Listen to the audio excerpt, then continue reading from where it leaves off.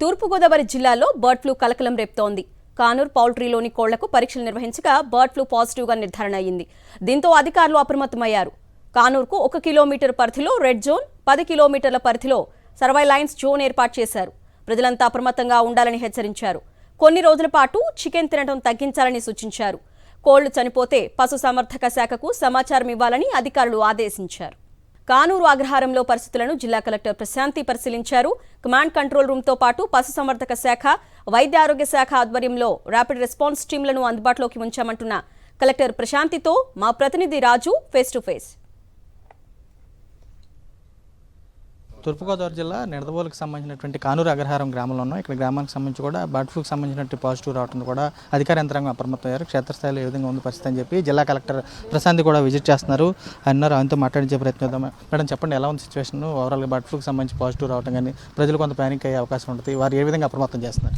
So ఇప్పుడు ఈ కానూరు ప్లేస్లోనే మనకి కన్ఫర్మేషన్ వచ్చింది ల్యాబ్ నుంచి. సో 3 మనకి పౌల్ట్రీ ఫార్మ్స్ ఉన్నాయి. 3లో కూడా బర్డ్స్ కల్లింగ్ అనేది ఈరోజు కంప్లీట్ చేస్తున్నాము. అలానే ఇక్కడ నుంచి గత 3-4 డేస్గా ఎక్కడెక్కడికి వెళ్ళినాయో అది చూసుకొని వాళ్ళని కూడా అలర్ట్ చేస్తున్నాం.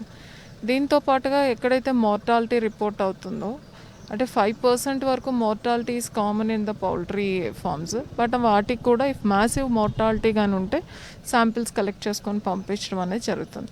సో దిస్ ఏరియాని కంప్లీట్గా రిస్ట్రిక్ట్ చేసాం కాబట్టి ఇక్కడ నుంచి మరి పౌల్ట్రీ మెటీరియల్ కానీ ఎగ్స్ కానీ బయటకు వెళ్ళట్లేదు కాబట్టి మోస్ట్లీ ఇన్ఫెక్షన్ అనేది కంట్రోల్ అవుతుంది.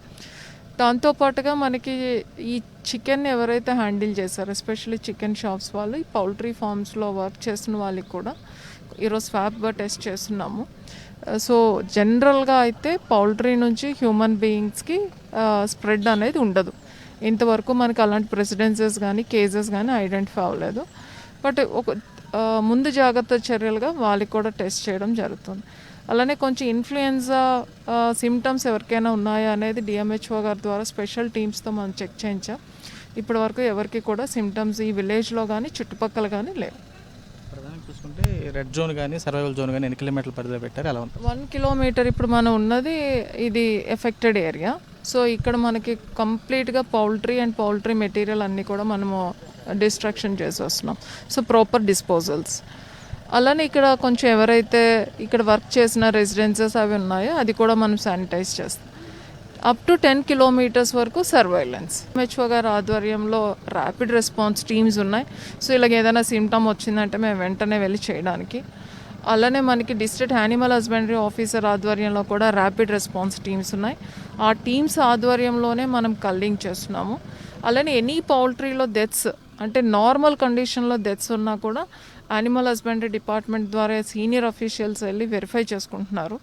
ఎక్కడైతే మనకి క్లినికల్గా డౌట్ఫుల్ కేసెస్ ఉన్నాయో అది శాంపిల్స్ ల్యాబ్కి పంపిస్తున్నాం.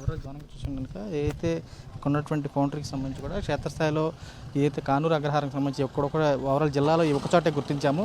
ప్రధానంగా ఇక్కడ ఉన్నటువంటి ప్రజలు కూడా అప్రమత్తం చేస్తున్నాము. ఎటువంటి ఇబ్బంది లేకుండా కూడా ప్రజలను కూడా అప్రమత్తం చేస్తున్నారు. ప్రధానంగా చూసిన కనుక కలెక్టరేట్లో కూడా ప్రత్యేకమైనటువంటి కంట్రోల్ రూమ్ కూడా ఏర్పాటు చేస్తామని చెప్పి జిల్లా కలెక్టర్ కూడా స్పష్టం చేసి కూడా కనపడుతుంది. విజయ్ కుమార్ రాజు, సాక్షి, కానూరు అగ్రహారం నుంచి.